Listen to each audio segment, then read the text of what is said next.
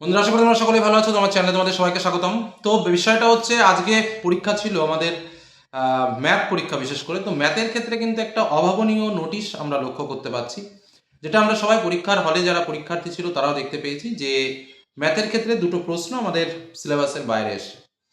এখন কথা হচ্ছে যে এক্ষেত্রে কি করণীয়। তো এক্ষেত্রে কি করণীয় আমরা মুখে বললে তো হবে না, সেটা গভর্নমেন্ট কোনভাবে দেখবে সেটা একটা বিষয় আমাদের থাকে। তো West Bengal council of higher secondary এডুকেশনের তরফ থেকে সম্পূর্ণ নোটিশ আকারে কিন্তু এটা দেখিয়ে দিয়েছে। নোটিশটা তোমরা একটুখানি দেখে নিতে পারো, বা আমি স্ক্রিনে একটু দেখিয়ে দিচ্ছি তোমাদের।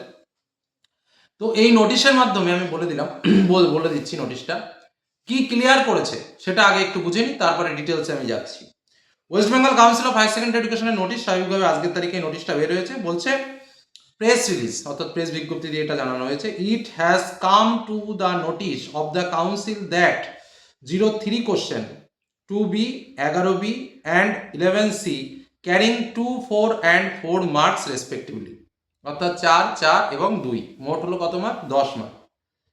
Total 10 marks of mathematics semester 4 of HS examination 2026 held on 19/02/2026, অর্থাৎ আজকের তারিখে। ওয়ার আউট অফ সিলেবাস, মানে বুঝতেই পারছো প্রশ্নগুলো আউট অফ সিলেবাস ছিল। The council has consulted the respective subject expert regarding the matter and hereby confirm its authenticity. এটা নিয়ে তারা আলোচনা করেছে এবং এটা নিয়ে একটা অথেন্টিক যে তথ্যটা সেটাকে কনফার্ম করেছে। Accordingly it has been concluded, মানে একটা সিদ্ধান্তে আসা হয়েছে, that the examinee who will attempt this question will be awarded full marks for the same. যারা এই কোশ্চেনটাতে অ্যাটেন্ড করেছে তারা ফুল মার্কস পাবে। কথাটা খুব ভালোভাবে বুঝবে, তারপর আমি বুঝিয়ে দিচ্ছি বিষয়টা।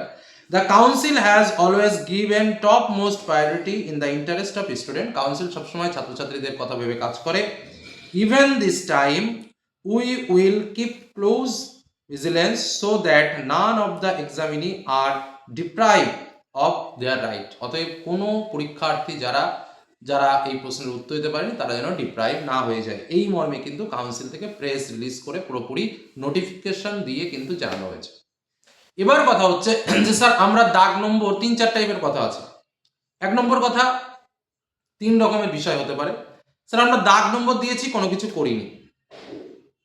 2 নম্বর কথা হতে পারে, আমরা স্যার দাগ নম্বর দিয়ে 2-3 বার কাটাকুটো করেছি বা কেটে দিয়েছি কিন্তু এক্সট্রা কিছু করিনি। 3 নম্বর কথা হচ্ছে যে স্যার আমরা দাগ নম্বর দিয়েছি, 2টো লাইন করেছি, তারপরে আর মেলাতে পারিনি, ওরকমই ফেলে দিয়ে এসছি। তো এই যে 3টে জায়গা, কথা হচ্ছে এর মধ্যে নম্বরটা কারা পাবে? এই নম্বরটা তারাই পাবে দাগ নম্বর দিয়েছো, কথাটা খুব ভালোভাবে বুঝবে। দাগ নম্বর দিয়েছো কিন্তু পাশে হয়তো তুমি প্রশ্নটা লিখেছো বা একটু চেষ্টা করেছো, কিন্তু কেটে যদি দাও তাহলে কিন্তু হবে না। কথাটা খুব ভালোভাবে বুঝবে। তুমি একটা দাগ নম্বর দিলে, দিয়ে অঙ্কটা পাতিয়ে কেটে দিয়েছো, না হচ্ছে না, থাক পরেরটা করি, এবার সেটা ছেড়ে দিয়ে চলে এসছো, সেক্ষেত্রে কিন্তু নম্বরটা হবে না। নম্বরটা তখনই হবে যদি তোমার দাগ নম্বর দেওয়া থাকলো, তুমি একটা লাইন করেছো কি 2টো লাইন করে দিয়ে ফেলে দিয়ে চলে এসছো, সেই ক্ষেত্রগুলোতে কিন্তু নম্বর হবে।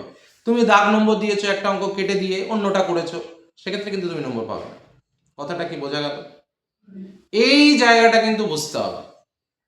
কি বলছে লাইনটা আমি আরেকবার তোমাকে পড়ে শোনাই বিষয়টা, তাহলে আরো ক্লিয়ার হবে।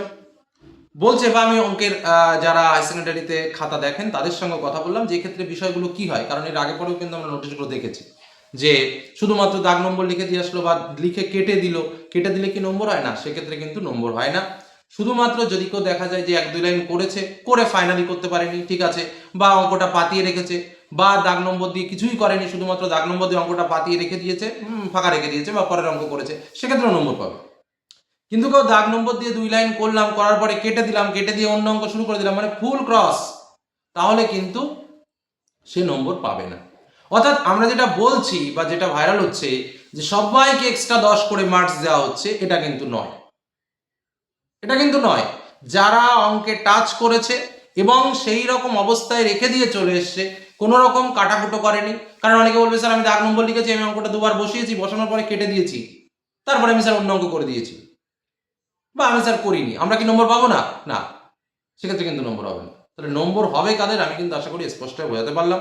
তবে যারা করে এসছো, অন্যগুলো করে এসছো, তারা তো অন্য দিক থেকে নম্বর পাবে, কিন্তু যারা এইভাবে করে এসছো তারা অবশ্যই নম্বর পাবে। তো আসল বিষয়টা তোমাদের সামনে ক্লিয়ার করলাম। আশা করি বিষয়টা পরিষ্কার। ধন্যবাদ।